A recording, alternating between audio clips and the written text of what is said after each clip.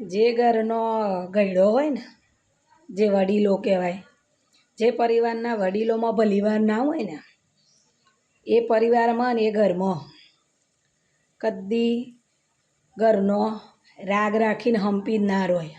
ચમ ગયડોમાં જ ભલીવાર ના હોય, પછી પાછળનામાં શું ભલીવાર હોય? કહેવત નહીં, કૂવામાં હોય ને તો અવાડામાં આવે.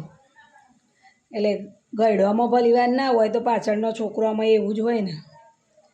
એટલે કહેવાનો મતલબ એ કે અમુક પરિવારો કેટલાય એવા હોય છે કે જે ઘરમાં ગયડો હોય ને, વડીલો, બધાની વાત નહીં કરતી, જે ઘરમાં ચાલતું હોય ને એવા મને કમેન્ટ કરજો. હા, અમારે આવું ચાલે.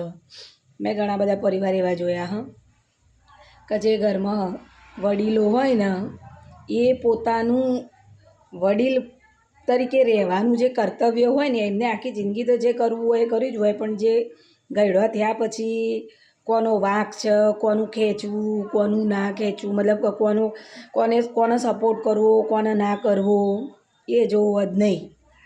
એક જ વાલું હોય, કાં તો નાનું, કાં તો મોટું, કાં તો ગમે તે એક વાલું હોય. એ સારું કરે કે ખોટું કરે એનું જ રહેવાનું. પેલો બિચારો જે પાછળવાળો હોય, સારું રાખતો હોય, એના માટે મરી જતો હોય ને તો એ ના દેખાય. અને જે ગમતું હોય ને, એનામાં છત્રી ગુણ પૂરા હોય તો એના ના દેખાય.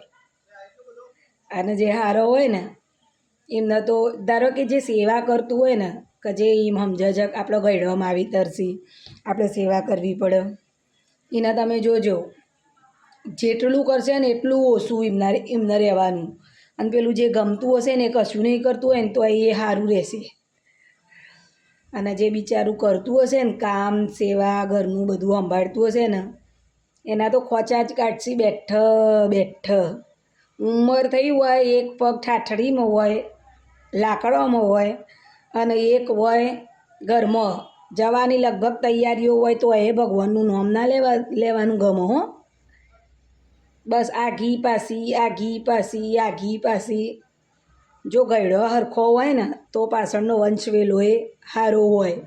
અને એ ભાઈઓ, એ દેરાણી જેઠાણી, એ સાસુ વહુ, જેના ઘરમાં ગયડો સરખો હશે ને, કમ્પ્લીટ હશે ને, કે ના ભાઈ જેનો વાંક હોય એને કહેવાનું રાખતા હોય, બધાને સરખું રાખતો હોય, એનો પરિવાર જોજો. એ ભાઈઓમાં રાગ હશે, એ દેરાણી જેઠાણીએ નહીં ઝઘડતા હોય, અને સાસુ વહુ એ સરખી રીતે રહેતા હશે. તો કમેન્ટ કરજો કે આ હું જે બોલું છું એવું ક્યાંય થાય છે અને સાચી વાત છે. તો મળીએ પછી આવા જ નવા બીજા વિડીયોમાં.